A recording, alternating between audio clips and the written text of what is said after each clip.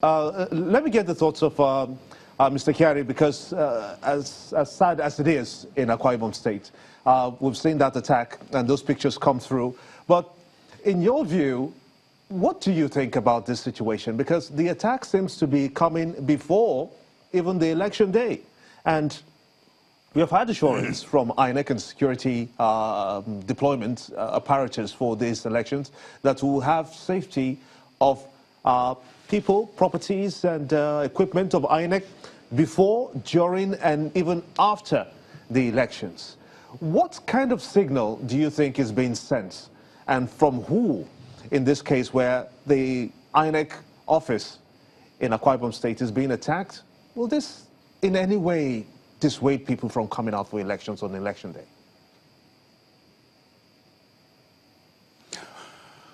Thank you, Gimba. It's sad for me to see what was shown, which is basically a form of desperation on the part of the political operatives in the country. Now, the issue of security, elections aside, the issue of security is major in this country, and some of us would even pontificate that they were economic, etc., etc.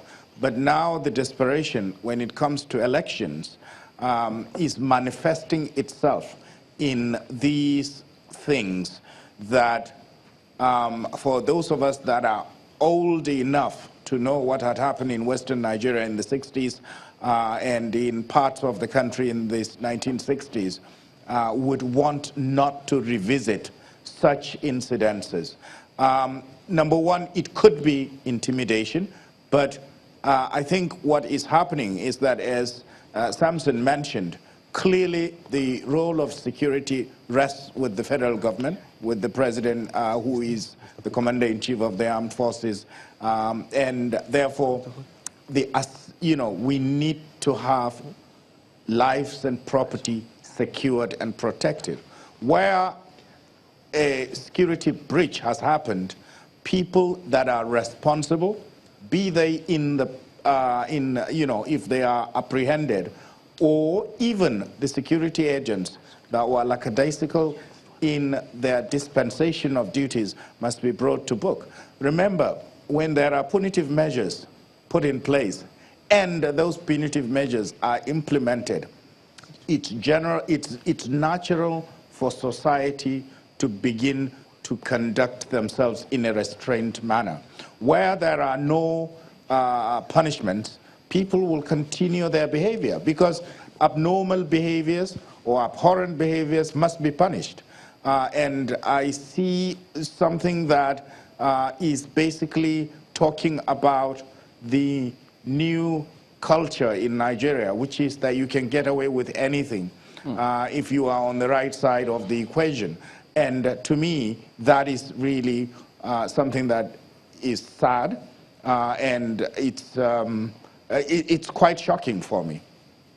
Well, yeah, go ahead, Ayo. Yeah, Mr. Kyari, on the one hand, Chamberlain made a reference the other time to what the president said, that we can't afford to return to the era of violence and mayhem. On the other hand, of course, the president is of the APC stock. On the other hand, the Akwa Ibom State government is saying they're raising alarm over the plot by the federal government to take Akwa Ibom by force. What does this tell you? And I don't know, what kind of impression is the electorate supposed to get? I think what is at play is that the president is the president of the entire country, and this is where he needs to take off the partisan garb and wear the national garb, and make sure that he is not seen to have made that remarks, but also follow through on those commitments that were made.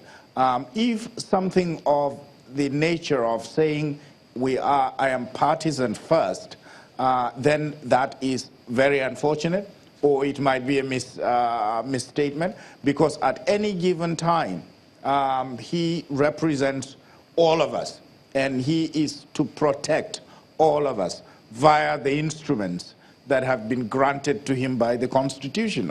And therefore, I think where there is breakdown in law and order, it doesn't matter whether that part of Nigeria is APC, PDP, APGA, or any other party for that matter. The citizens must be protected, and they must be given full chance for them to exercise their rights.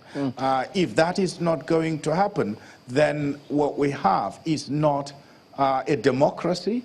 Indeed, that would even say that one might even go and say that there is state capture in pockets of the country, which means that we do not have a functioning nation. Well, gentlemen, your concluding thoughts now. Samson, what do you expect to happen almost immediately as a result of what we have just seen, either from the president, the IGP, the state governor, or the commissioner of police? What should they be doing now? Well, first is who committed this crime against the state and against the Nigerian people, and identify those people and bring them to book. But more importantly, Akwa Ibom has been a red flag state. The REC has cried out on intimidation, as well as threat to his life, as well as the INEC officials in the state. Would expect that the country will provide the needed security that he needs to conduct credible elections under these circumstances. If INEC reviews this situation and sensitive and non-sensitive materials are not damaged, because that's INEC offices and they've been deployed to the local governments, they should proceed with the election, but also call on the president, the IG of police, to ensure that the INEC local government offices are protected.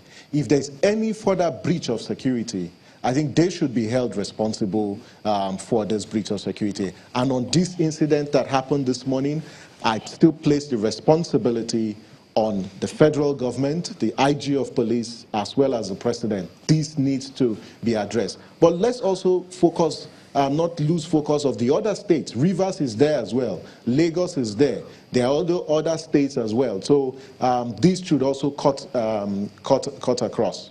In terms of gentlemen, the implication of this for tomorrow, I know that they're supposed to have a lot of spare, but Samson, what you're thinking right now about what INEC needs to do, either INEC in Akwa Ibom or at the national level, how they need to work together to ensure that, look, elections must go on in Akwa Ibom State tomorrow? First is to get a status update on what is the state of damage or destruction that's been done. INEC needs to take that inventory. I know it will take them a couple of hours to determine if in Akwa Ibom, the sensitive materials have been deployed to the local government, then I think the Electoral Commission can still proceed with the elections tomorrow. However, we know that the racks are supposed to be activated today. Now, the security agencies need to ensure that there is those INEC local government offices in Anambra and in all the other states are secured. The racks are also secured. And INEC needs to activate its power based on Section 29, Sub 3 of the Electoral Act 2015 as amended, to request for additional security from the police to secure those areas. The second is the deployment of materials. INEC needs to ensure that the racks are not only activated today, but polling officials arrive polling stations tomorrow at 7:30. And the polling stations do open. Because once there's disruption in the deployment or delay in the deployment of materials to the polling units tomorrow, it will affect every other activity within tomorrow's election. It will affect the collation of results. The third is results collation centers should be accessible to observers, should be accessible to party agents, as well as the media who are accredited to be in those polling stations. What we saw in the presidential elections and from reports from other observer groups, the guidelines clearly state the procedure for collation. So from the polling station to the ward to the local government. In the presidential election, they bypassed, in some states, they bypassed the ward collation level and went straight to the local government collation center. There has to be strict application of the guidelines and the regulations that INEC has issued, but INEC needs to ensure that there is also maximum supervision of the presiding officers and the supervisory presiding officers for this election, as well as the EOs. Let's not forget, in the presidential elections, in Imo State to be specific, one of the local governments, INEC had to order the arrest of the SPO and the electoral officer for that particular polling station. We need to bring in Mr. And so Kyari. please, INEC needs to ensure that internally its officials comply with the guidelines, but voters should go out and vote and defend their votes tomorrow. Mr. Kyari, your quick concluding thoughts, please. The quick one is to, first of all, assess the situation, and where possible, INEC chairman can call in security forces to come in, not only protect the INEC officials, but also materials, and by extension, even the voters. So essentially, an assessment needs to be done very quickly, and we need to have a resolution as to whether there is going to be elections in Akwa Ibom or not. And that has to be clearly communicated so that people do not begin to start their day and be flailing around, going from pillar to post. All right, so INEC needs to be on top of things, and they need to quickly come out and make pronouncements. Okay, then Mr. Kyari Bukar, former chairman, NESG, Nigeria Economic Summit Group, and Samson Itodo, ED IEGA. Gentlemen, thank you both for talking to us today on the verdict. Thank you.